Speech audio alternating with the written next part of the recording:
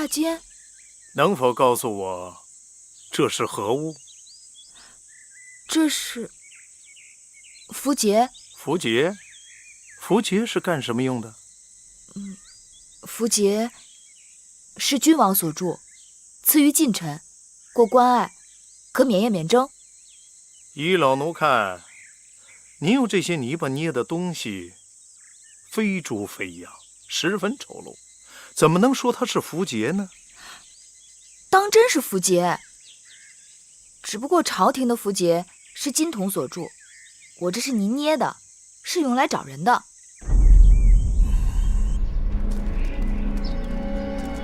王后就到了。郭美人，你说带我去找私自制造符节的人，怎么把我领到这么偏的地方来了？王后不要着急，私作符节之人是跑不掉的。做的一点都不像，怎么拿它去找人呢？我也是无计可施，想试试，还真有用。什么用都没有，此法子不易想，更不易试。怎么还没到啊？到了，就在前面。大监，我的……芈月，老奴这眼色也不好，你捏的这些东西，你看都掉到水里去了。姑娘就应该绣绣花、绣绣草了，这些捏泥巴都是男孩干的事。王后，国美人，国美人，免礼。怎么大监也在？正巧路过，进来看看。没想到王后也来了。姐姐，你有何事叫我一声就是了，何必要跑这么远到我这来？王后有了，人赃俱在。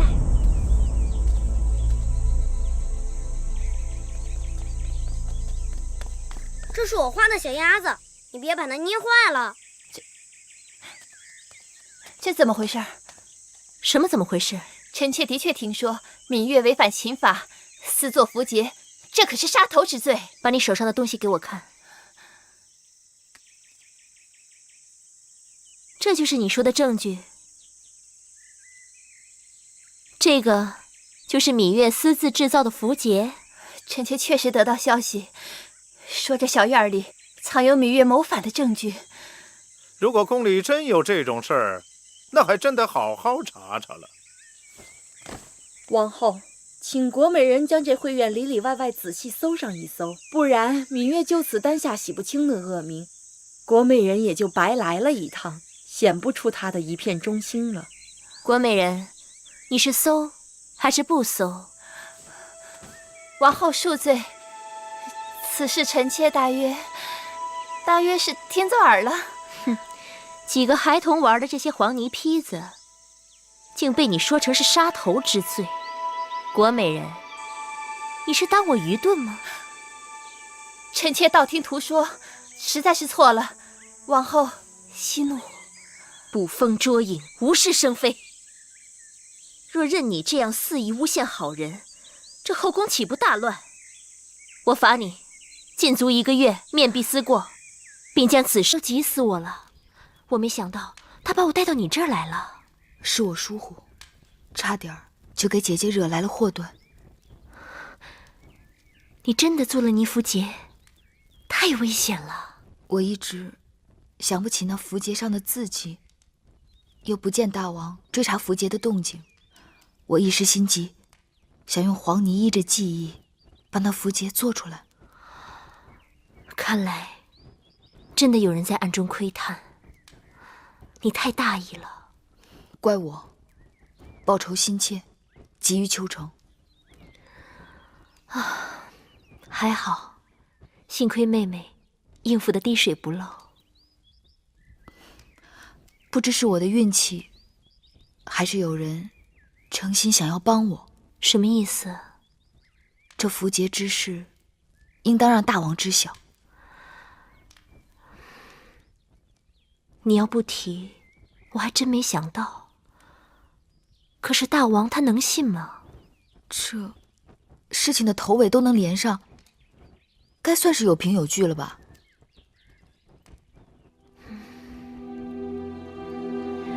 要不，你去与大王说吧。我还是不要去说了，免得大王多心。好。国美人被禁足了，听说大王还专门派人去训斥了他。这回他可是没逮着狐狸，反惹一身骚。哼，这次算芈月他们运气好，碰到国美人这么个缺心少肺的。下次若犯到我手里，定不会让他们那么轻易逃掉。也不知是谁给国美人通的风声，不然他心思比麻绳还粗的一个人，怎么会留意到别人屋檐下的闲事？那也只能怪芈月仗着自己是王后的心腹，行事太过张扬。夫人，怎么说？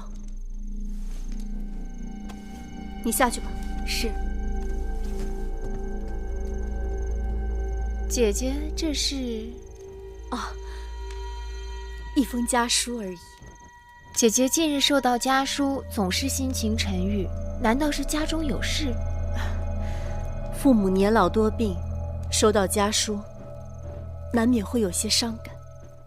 女子远嫁，从夫从子，纵是有故国之思，也要放到后边了。姐姐认为我说的可对？啊，对，妹妹说的是啊。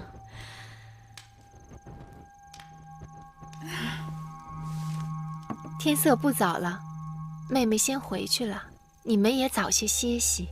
妹妹慢走。姐姐慢走。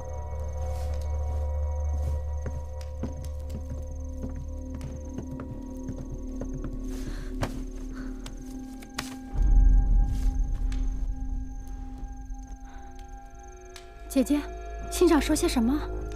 他说他会尽快将这符节归还于我，即使有什么差池，他也早有万全之策。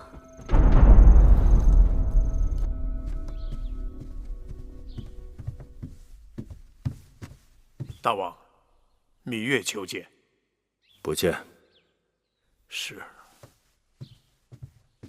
等等，让他进来。是。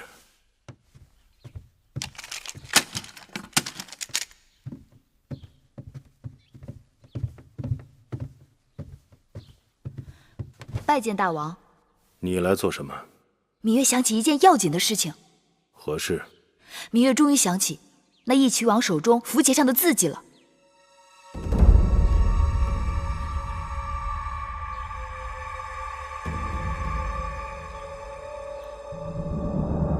大王不想知道那是个什么字吗？何字？芈月用了些方法，终于想起，那是个魏国的魏字。大王，此事重大，该立即寻根究底，找出那背后作怪之人。芈月，这些天你已把后宫搅得天翻地覆，寡人睁一只眼闭一只眼由你去了，你却不识时务，不知进退，一味胡闹。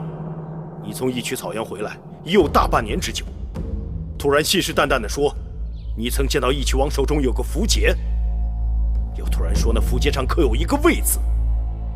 你记性好，为何当初从未提起过符节？现在想起来再说，谁知是不是心悸多梦，梦中生幻？寡人最恨后宫无事生非。我问你，是不是王后让你来的？不是，王后并不知晓。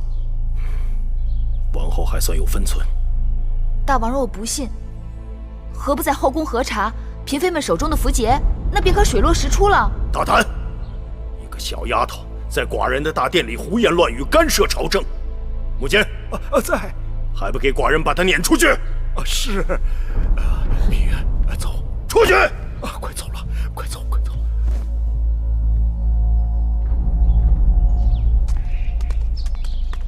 大王为何不信我说的话？大王不信，自有大王的道理。难道大监也不信我说的话？老奴信不信，并不重要。那那你昨日为何要帮我？老奴何曾帮过你呀？大奸！回去吧。小时老奴听人讲，说这天会塌下来，吓得老奴是日日都在望着天。直到今日，老奴才知道这天塌不下来。你自己也别跟自己过意不去了。回吧。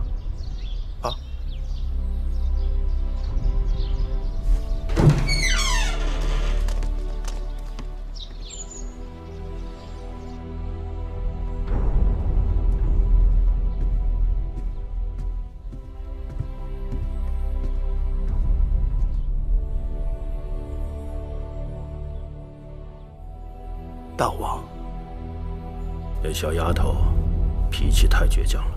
大王放心，在宫里多打磨几年就好了。寡人怕她不知进退，闯出祸来。以后你要多盯着点。是。哼，大王竟然不信我说的话。大王最恨后宫有人多事。这哪里是后宫的事？这明明关系到大秦的安危。既然大王都已经发脾气了，此事还是先放一放吧，免得因小失大。大王发了脾气又如何？我又不需要他的宠幸，更不图他的恩惠。等有一日我抓到仇人，我即刻出宫。妹妹可以说走就走，姐姐怎么办？幸亏妹妹告诉大王，此事与我无关，不然大王说不定会疑心是我在背后惹是生非，兴风作浪呢。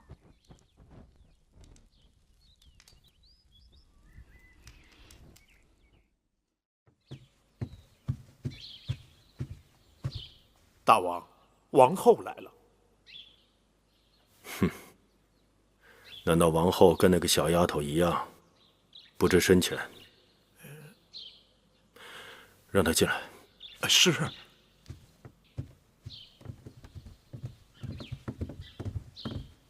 臣妾拜见大王。王后来此有何事啊？臣妾让从楚国来的乐伎们新排练了几支歌舞，想请大王闲暇时去清凉殿坐坐，换换心情。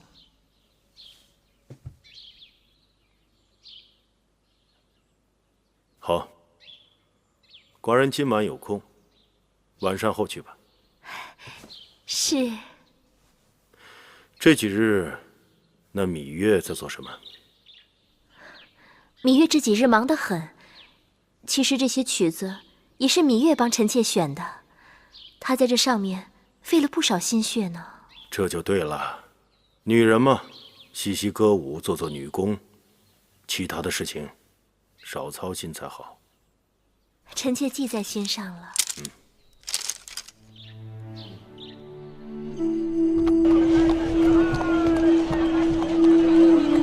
大人，魏国国君派使臣给大良造送来2马车珠宝细软，还有10个魏国美女。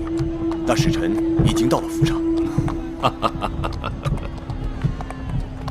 魏国乃是我的母国，魏国国君3番5次差人送信来，想请我回国为相。但秦王对我格外倚重，眼下我在秦国也可谓是1人之下万人之上，让我弃秦投魏，着实很为难。大人，您看这些礼物该怎么办？这礼物嘛，当然也不好再退回去了。但凡有能报答魏国国君的事情，我还是会做的。是。魏王仁厚，待我恩荣并济。秦魏联姻之事终究未成，魏夫人也未能扶正，在下一直于心不安。哈，公孙先生不必自责，谋事在人，成事在天。魏王知道先生已经尽力了。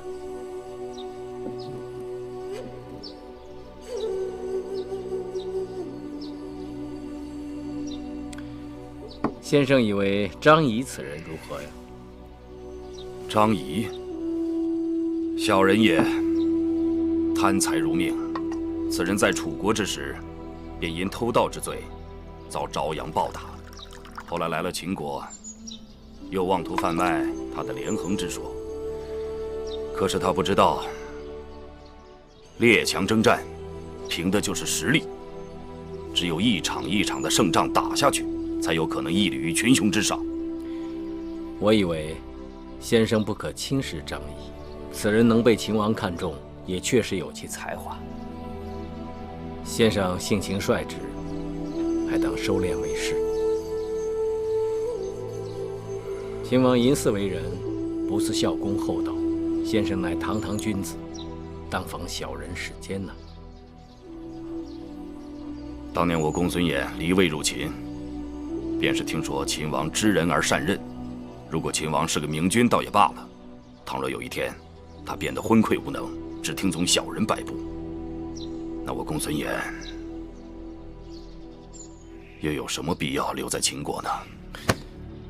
魏王就是钦佩先生的率性。先生如今在大秦朝中如日中天，但人无千日之好，花无百日之红。眼下当趁处女尚未坐稳后宫，尚未生下嫡子，先生应祝公子华早日登上太子之位才是，以免夜长梦多，变生昼夜。倘若公子华能立为太子，自然对魏国有好处。但是秦王知道，此前我一直力主将魏夫人扶正，阻挠秦楚联姻。如果此事我公孙衍再出面，恐怕事与愿违啊。公孙先生，此事别着急。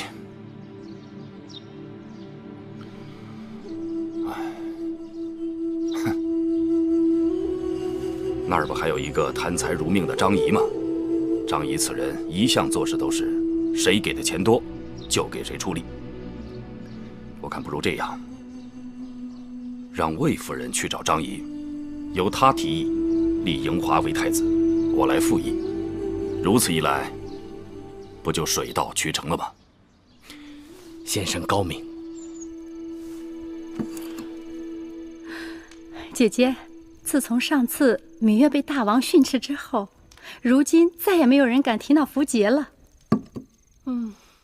这一关我们总算是过去了。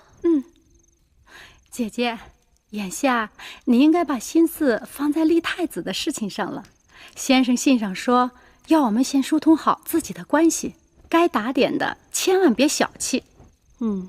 别的还好说，就是那个张仪，我们与他素无来往，突然上门求他办事，也不知道他好不好说话。不打紧的姐姐，那就是个贪财的家伙，我们多给他点儿，不就是了？妹妹说的有理。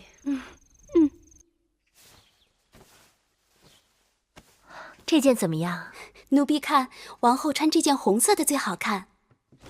这件红色的是好看，但要是我说，这件杏黄色的更好看。妹妹，姐姐，这是宫里的绣娘们做的新衣。可不是，我让人给唐夫人、国美人和樊少使各送了几套，给你也做了几件，一会儿记着带走啊。多谢姐姐。眼下也就魏夫人和魏少使还没送。姐姐，还是给他们也送几套吧，免得他们有声闲话。我就是不想给他们送，你知道吗？这阵子他们一直与我作对。我跟你说啊，好了，就这样，你们把这东西都拿走吧。是。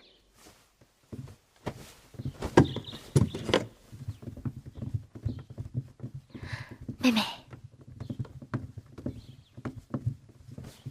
怎么了，姐姐？朝中有人开始议论立太子之事了。一些人向那些擅长游说的客卿行贿，游说大王和朝中重臣要立公子华为太子。他们都是些什么人？那些游说之士，凭着3寸不烂之舌，游走列国，呼风唤雨，搅起风云无限。因此，让公子华当上太子，也不是不可能。据说这些钱都出自魏夫人之手。姐姐还知道什么？听说魏夫人下重礼的人中，有那个最会游说的客卿，叫张仪的。怎么会是他？你当日被义渠人抓走，大王就是派他去游说义渠的，用600车粮食把你换回来的。他的口舌功夫也由此在朝中有了名声。张仪对我有恩。是啊，我知道妹妹与张仪的交情，所以想求妹妹出马，让张仪千万不要帮错了人。此事重大，我不知道张仪肯不肯帮忙。人人都知道那张仪爱财如命，不就是送钱吗？魏夫人送多少，我们送多少，不会亏待她。君子爱财，取之有道。张仪这个人看似无德无行，但实际上却是胸有丘壑，极为自负。他如果爱财，以他的能力，他只会自取，绝不会为钱财所驱使。如果单纯只是以钱财贿赂他，只怕会得罪了他，适得其反。那怎么办？姐姐别着急，既然这个人难以为钱财所驱使，那魏夫人的钱财也未必能打动得了他。哼，过去我一直说不再与他来往，他却不以为然，看来他是说对了。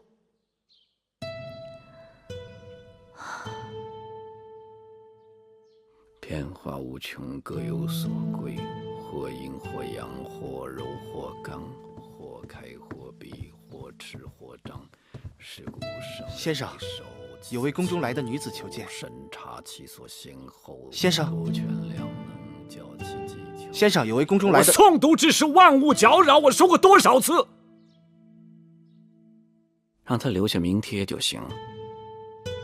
先生，他说他是先生的故人，来给您送礼的。送礼？对。故人？对。快请。是。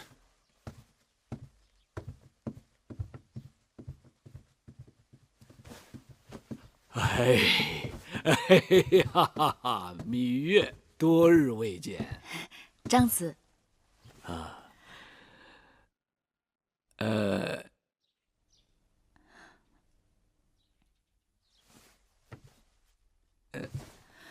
礼呢？你怎么两手空空就来了？啊，这是一袋晒干了的木樨花，蒸饭烹茶的时候放一点进去，倍增香气。这一袋是茱萸子，随身佩戴，驱邪去恶。倍增香气啊，驱邪去恶啊，就这2样东西你就把我打发了？我到你这里来，还要请求你给我指点迷津呢。你这哪是送礼，你这分明是讨债来了。我还未张口，你怎知道我要说些什么？来，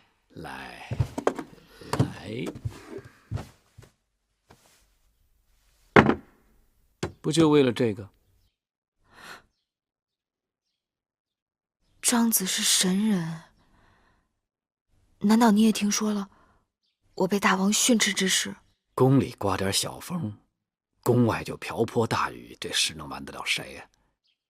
你是过于心急了。大王做事自有他的道理，你只可顺势而为，借力打力，莽撞只能坏事。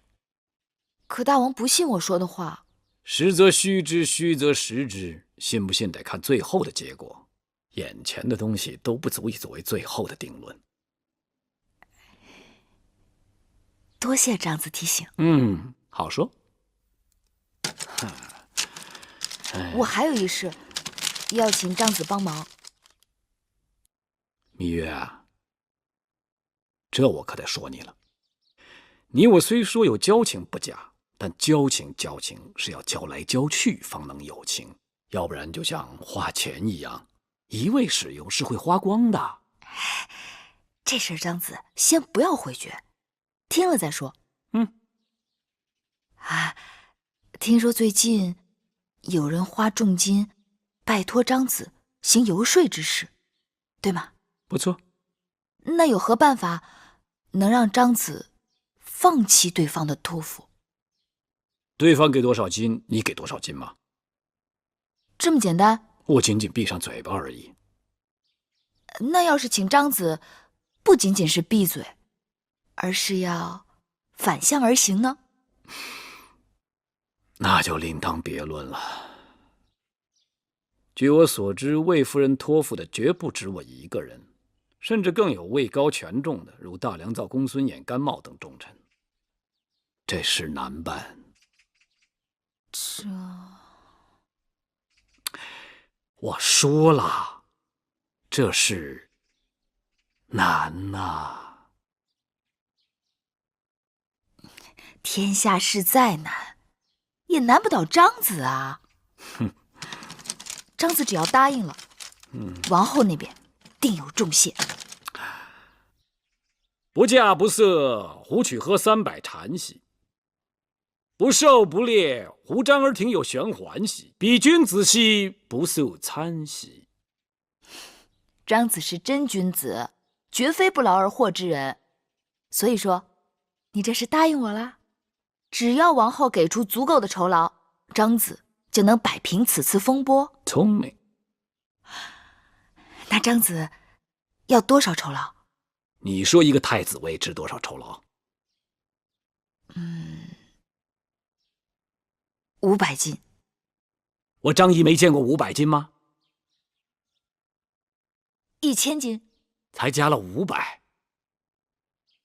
那要多少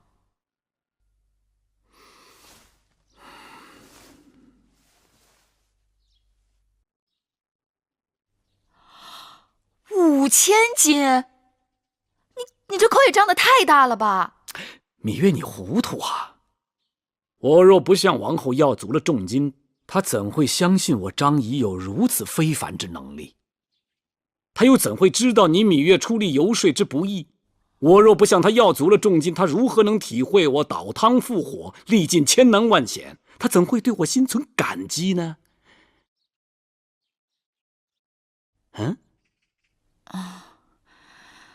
这话似乎有点道理。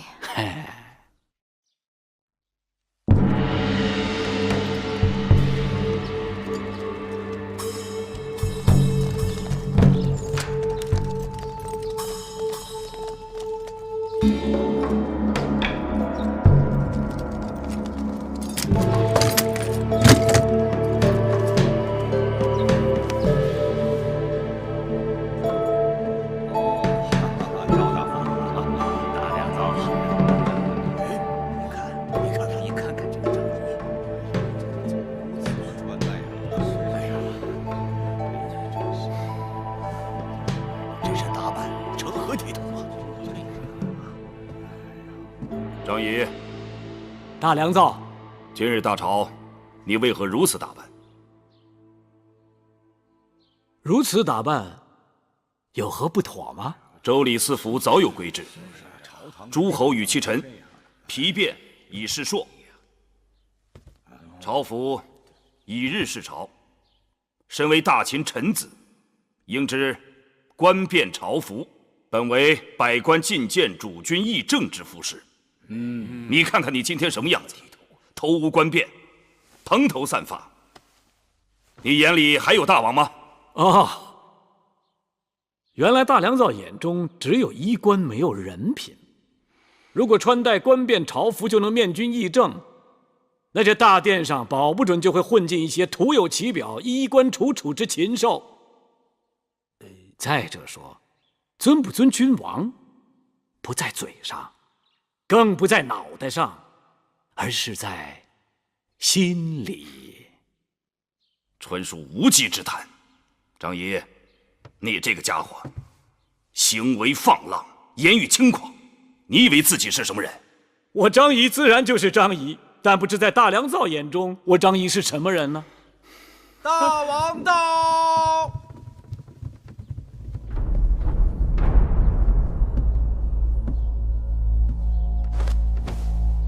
臣拜见大王。免礼。好热闹啊！争什么呢？说来让寡人听听。大王，今日大朝张仪军前无状，目无周礼，举止癫狂。大王明鉴，张仪并非癫狂，只是头痛而已。哦，张子怎么会头痛？张仪脑袋太重，带不得官便，带了就会头痛。这是何道理？因为装东西太多，所以张仪的脑袋太重。此话当真？微臣绝不敢在大王面前打诳语。张仪的脑袋里装的都是有益于大秦江山社稷的筹谋。大王，张仪完全是一派胡言。张子，你可不能光卖弄口舌，寡人要的是真格。既然你说你的脑袋比别人的重，寡人信你一次，但你要把你的筹谋一一拿出来，给寡人看看。一诺无辞。好，望张子言而有信，绝不反悔。从今日起，寡人就赐你免官上朝，但你也要记住，寡人要的是你脑袋里的东西，并不是你脑袋外面的东西。谢大王。大王，大良造，这官变之争，本是小事一桩，你这般计较，何苦呢？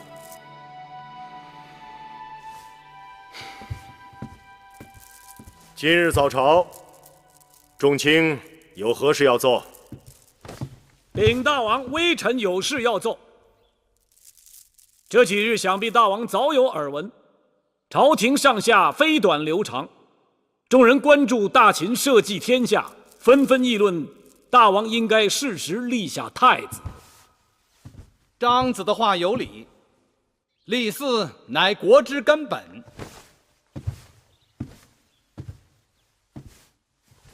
大王，臣附议，张子所言也有道理。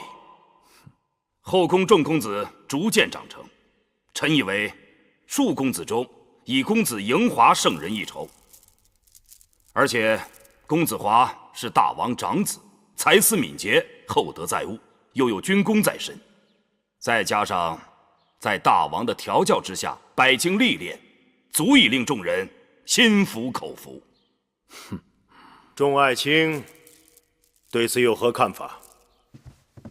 大王，臣以为大良造之言切中要害，公子华文韬武略，的确不二人选。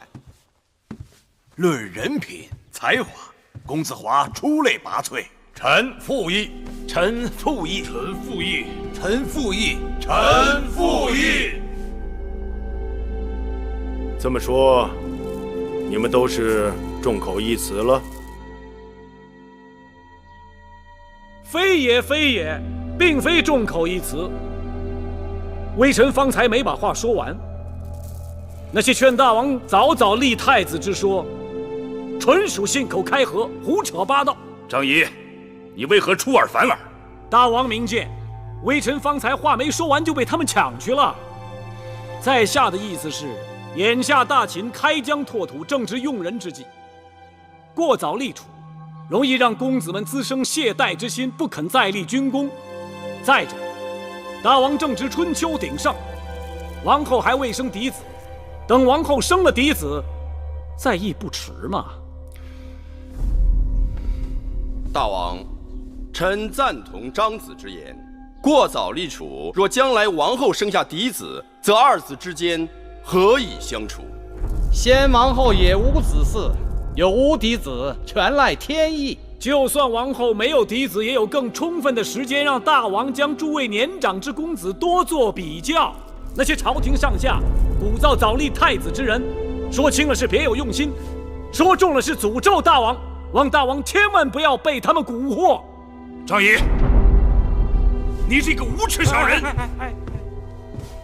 臣以为，张子之言虽然激烈，但的确有可取之处。既然立储为国之根本，大王还要严谨考量，给诸公子更多历练机会，慎重而行。大王，立嗣之事事关江山社稷，臣以为宜早不宜迟。大王，立太子又不是赶集卖货，没有早晚，只有时机好坏而已。张仪，你巧舌如簧，颠倒黑白。大良造，你貌似攻心，口是心非。我怎么？好了好了，不要再争了。你们都是寡人的肱骨之臣，大良造用心良苦，张子也是担心节虑。若此事变为你们的意气之争，反而伤了众卿间的和气，寡人心里有数。立嗣之事就不要再提了。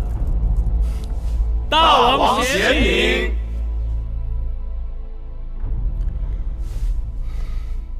姐姐，你找我？妹妹，快来。妹妹，那5000金果然有效，恭喜姐姐。我听说张仪可把那个公孙衍气坏了。公孙衍下朝后对他的手下说，在秦国有他没张仪，有张仪便没有他。公孙衍恨死了张仪又有何用？那是大王做的决断。珍珠，王后有何吩咐？你去前面找木坚，就问大王今日会去哪里。让木坚转告大王，就说我亲手做了楚国的菜肴，想让大王来品尝。是。玳瑁姑姑，你再去准备一份厚礼。是。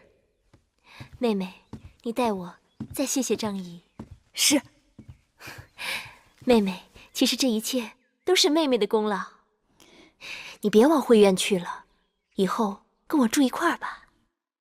姐姐的好意，我本不应该拒绝，但姐姐知道我有一个幼弟同住，实在不方便住进来。有什么关系？让他也过来一起住好了。听人说，男孩子阳气重，容易让女人怀上儿子。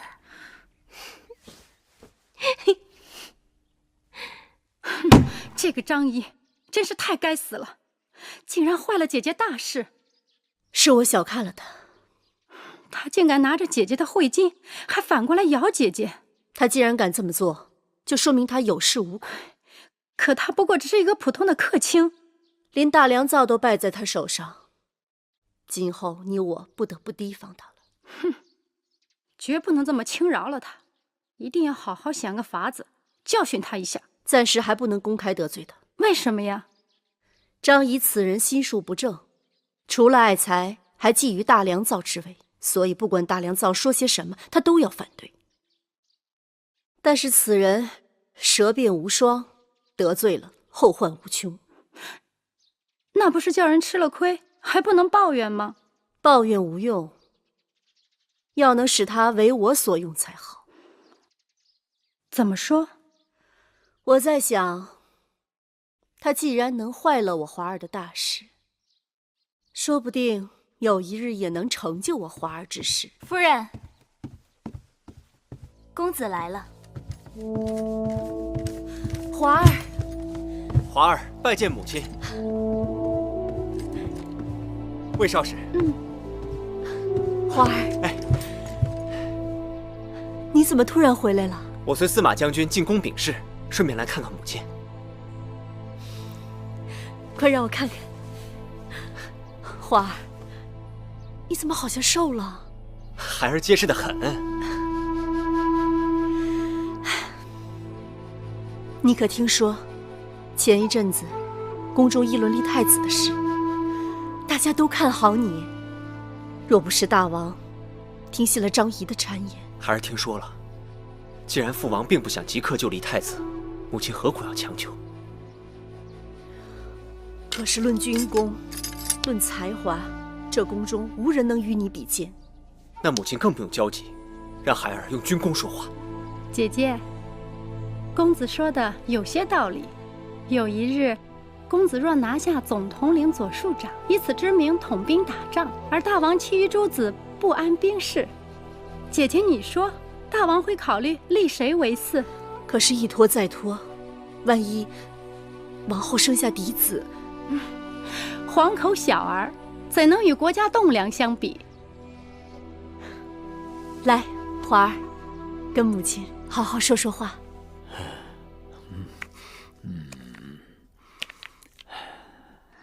怎么，张子早知会有今日？张仪做事自然要走一步看三步。会不会眼前这件事情，从头到尾也是你一人操纵？那倒不是。开始是魏夫人想要我游说大王立太子，我本无此意。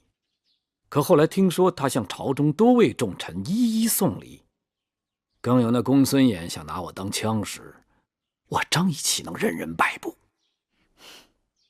那魏夫人真是自作聪明。若是人人都求道，人人都答应帮忙，那若是不成功，岂不是人人都没有责任？没错，我张仪的心胸可以容纳四海，却也会分寸计较。我跟公孙衍不和，他想把我玩弄于股掌之中，他玩得动吗？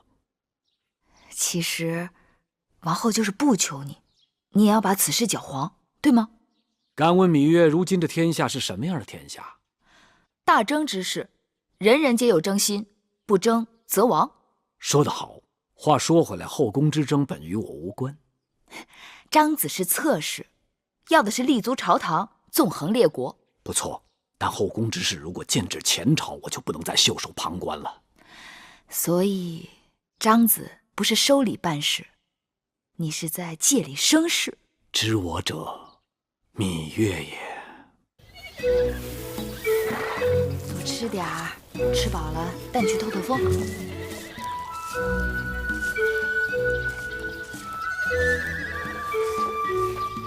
你是谁？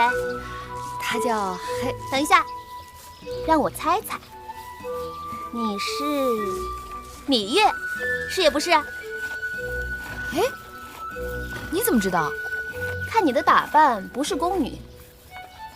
去年宫里新来的就只有王后和她的3个应侍。我听说景氏和孟昭氏都不喜骑射，那么独自一人来马厩的，自然只有芈月啦。既然你猜着了，那也让我猜猜阁下是谁。刚进宫时，宫中的嫔妃拜会王后，那些嫔妃该见的我都见了。你的打扮也不像是宫女。我记得有人跟我说过，大王有一位善骑的小女，那就应该是你了，大公主。你好聪明，以后你叫我梦莹就好。你真是个爽快人，直爽人碰上爽快人，我们俩一定可以聊得来。走，骑马去，走。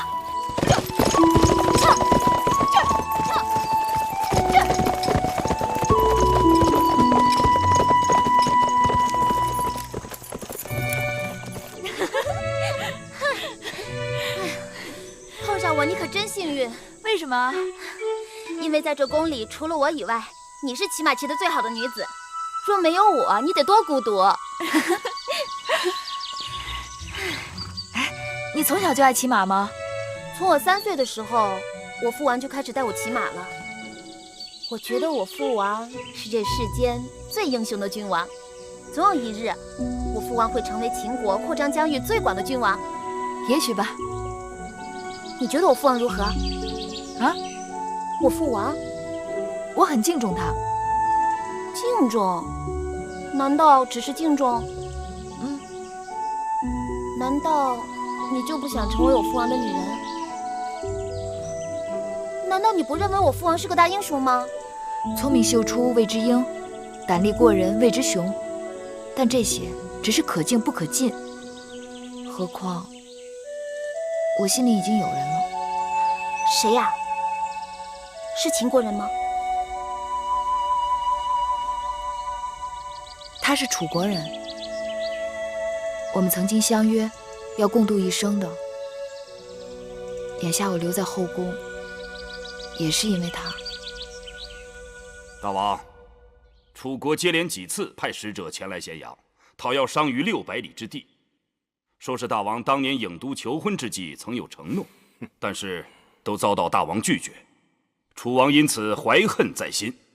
眼下楚国与齐国已经结盟，似有向我大秦动兵的迹象。看看，这个楚王气量太小，寡人一句酒后之言，他还当真了，索讨不休，还想拉着别人动手，打上门来。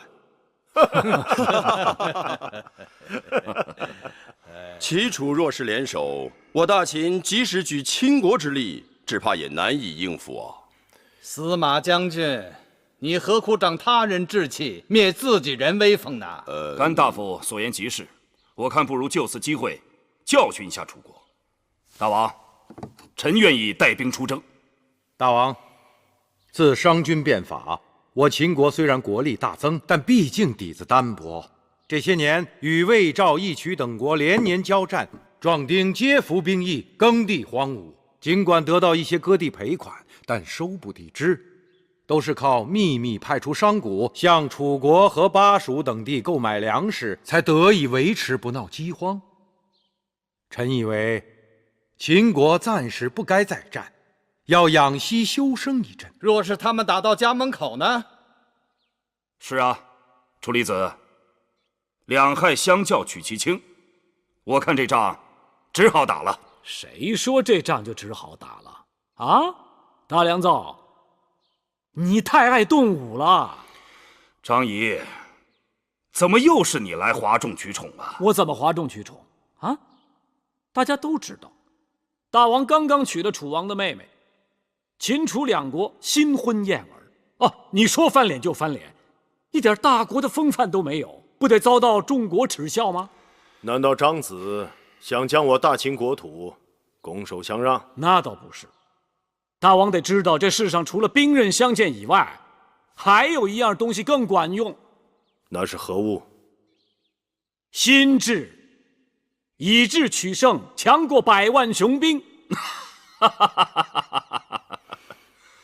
大王，这张仪所说的心智，不过就是摇唇鼓舌而已。好，张仪，既然你惯以惊世骇俗之语吓人，我且问你，如果我今日大秦不出兵，你有什么办法制止齐楚联合攻秦？我当然有。寡人愿闻其详。若大王恩准，我张仪愿只身前往楚国，拆散齐楚之盟，让楚国独木难支，不得不罢兵，如何？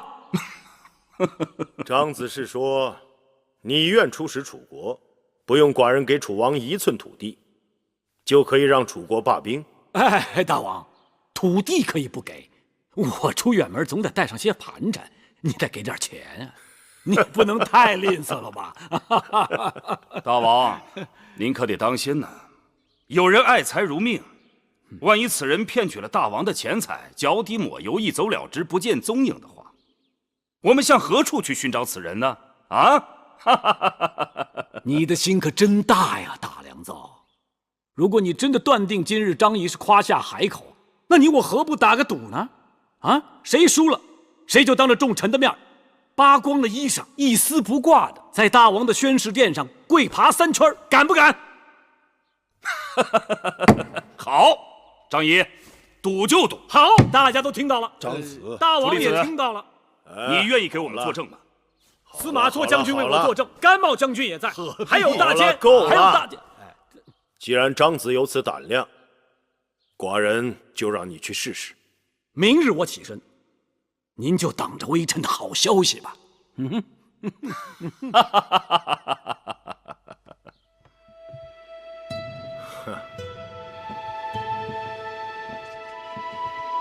好，王后果然别具慧眼。这交房殿经过你的手，显得雍容典雅，面目一新。大王谬赞，臣妾不敢过于奢华，用的大多都是臣妾的陪嫁。这新添的陈设，颜色上多了一些缤纷，材质上用的都是楚国的绸缎绢丝而已。甚好。秦人向来崇尚简朴素雅，但有时难免刻板乏味。寡人娶了楚国公主，寡人的后宫也有了楚国山水的旖旎绚烂。既然交房殿已经整修完毕，王后也搬进来住了，不妨叫上宫里的嫔妃们一起到这里热闹热闹。是大王。臣妾感激大王对臣妾呵护有加。臣妾深觉能嫁与大王是自己幸运。那你就为寡人早早生一个嫡子吧。臣妾听说，大王甚为喜欢公子华。你是后宫之主，寡人所有子嗣都可算你的儿女，华儿也是如此。是，臣妾知道了。初离子跟我说起，当日收拾战场之时，曾有人捡到一个东西，打听许久，才听说好像是你的。母监。是。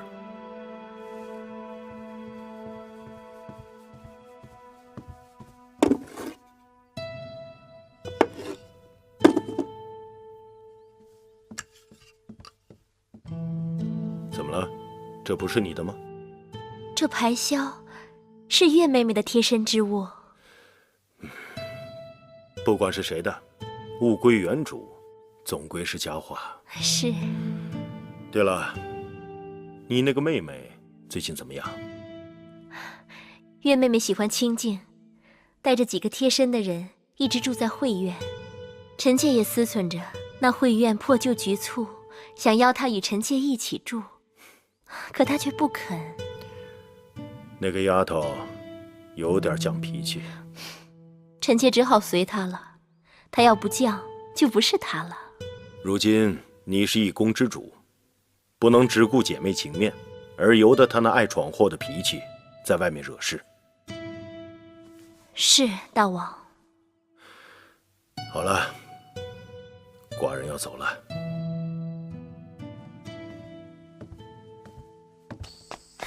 慧儿，快来！好香啊！好香！我们去那边看看。这两个小丫头跟了我们大半年，个头都长高了。你看，衣裳都见短了。给你戴上。可不是，好看。他们这身儿还都是王后上次让人新做的，不穿也可惜了。等我回去把裙边给他们放下来，还能凑合再穿穿。好看。王后的交房殿刚刚陈设好，传话要我过去看看。你们姐妹情深，王后心里是有你的。魏夫人近来身体可好？好久没见了，真是把婢子惦记死了。夫人还好，你也知道，自从那新王后入宫，这后宫烦心的事儿就一日比一日多了。那个新王后就是运气好，要是当时能在武官，当心脚下。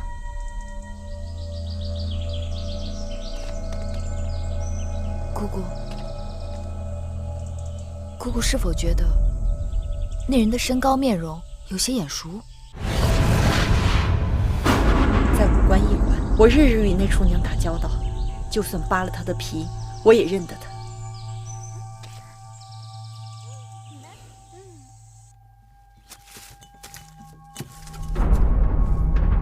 夫人，魏王派人送东西来了。拜见夫人，魏王让奴婢给夫人问好。有劳魏王牵挂。夫人，是我。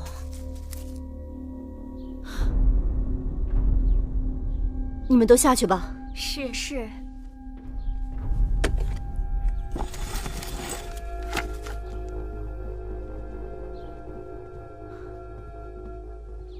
桑儿，你怎么来了？夫人认错了，奴婢是桑儿的妹妹慎儿。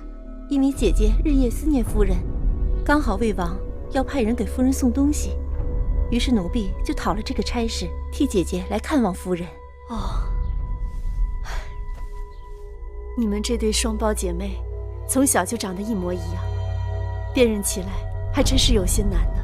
既然如此，那夫人就把奴婢当作桑儿吧。武官事情败露，我让桑儿径直逃回魏国。其实，在我心里，没有一日不挂念你的姐姐。谢夫人。这边再添2副席阵，我们带过来的漆器也拿过来摆设一下。是。姐姐，妹妹，你来的正好，你快看。大王给你找回了什么？姐姐知道这是你的心爱之物，这排箫失而复得，赶快收好吧。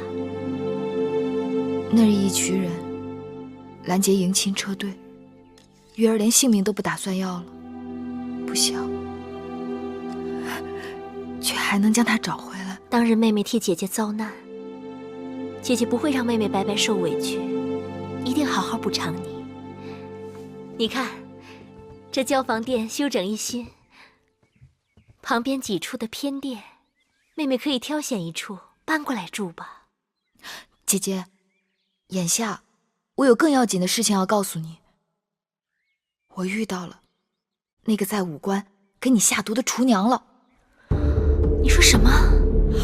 我和魁姑看得真真切切，就是那个跑掉的厨娘。她刚刚从魏国来，替魏王给魏夫人送礼，此刻正在披香殿呢。可事隔1年了，妹妹怎能凭瞬间一瞥就认出是当日之人呢？我虽只是瞬间一瞥，但当日魁姑与那厨娘在厨房打过不少交道，定不会认错的。那你打算怎么办？既然那厨娘去披香殿找魏夫人，那正说明他们俩是一伙的。立刻动用宫中内侍，包围披香殿，抓捕厨娘，让她说出背后指使。没有大王传旨，擅自搜剿后宫，抓捕嫔妃母国探亲之人，这可是大事啊！舍不得孩儿套不着狼，姐姐再犹豫，机会就没了。不行，你的话乍听起来有道理，但细想想经不起推敲。除非你我有稳抓的把握，不然还是不要鲁莽生事的好。姐姐何时变得这样胆小怕事？大王不喜后宫有人生事端。上次妹妹为了符节，在成明殿已经被大王斥责，大王已然不悦了，妹妹又何苦要雪上增霜呢？当日那厨娘害得姐姐几乎丢了性命，我说什么都不能对她心慈手软，更何况害姐姐的人就是害子歇的人。姐姐知道你报仇心切，但天下事进退有度，两害相权取其轻。姐姐怕这怕那的，就不怕养虎为患吗？并非姐姐不愿出手，我是怕抓不着狐狸，惹了一身的骚气。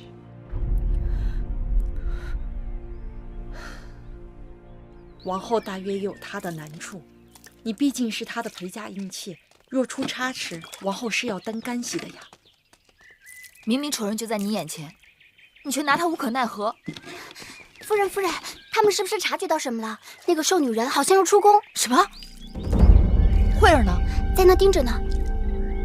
哼，我就不信邪，一人做事一人担，偏不让他在我眼皮底下跑了。月啊，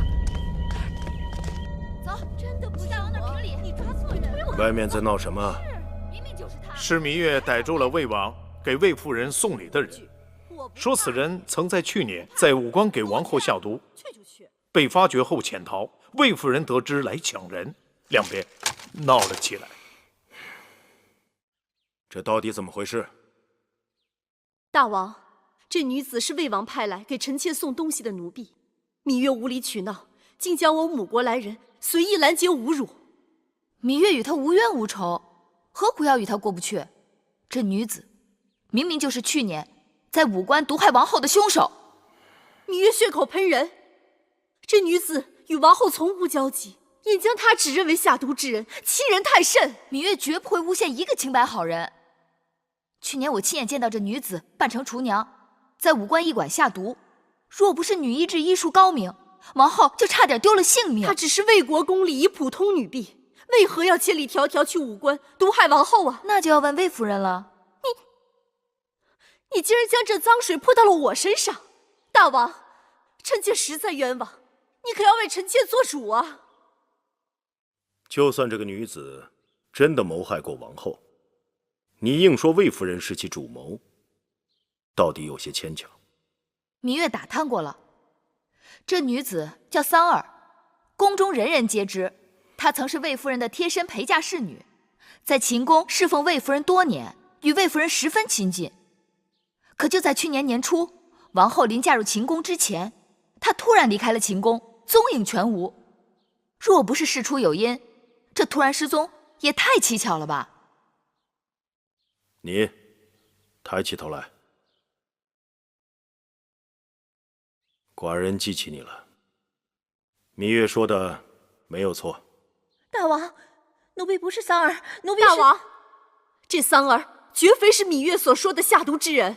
魏夫人说的是，无关下毒之人绝非桑儿。芈月不会看错，当日谋害王后性命的人就是他。大王，芈月捕风捉影。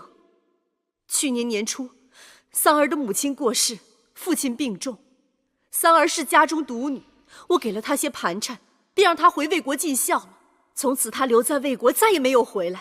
此事在我披香殿人人皆知，大王尽可派人去查问。大王，魏夫人打算害人，当然要将进退早早盘算好，找个口实还不容易。芈月这是处心积虑的，要陷害臣妾呀！你到底是人是鬼，心里应当明白。大王，臣妾实在是冤枉啊！自打王后入宫，便一心想在宫中立威。臣妾帮着先王后打理后宫事务多年，被王后视为眼中钉，欲除之而后快。眼下，他又指使自己的应妾来陷害臣妾。大王，王后来了。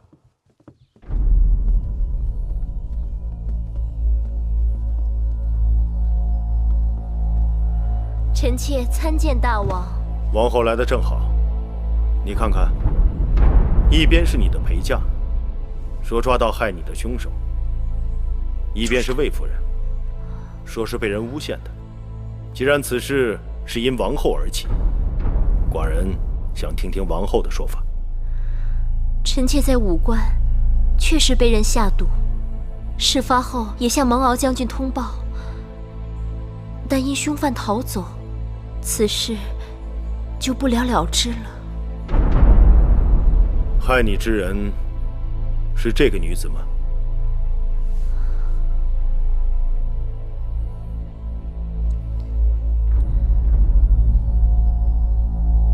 当日，臣妾身在明处，害我之人躲在暗处，害人之人识得臣妾却不知被谁人所害。那你以为下毒之事跟魏夫人有关吗？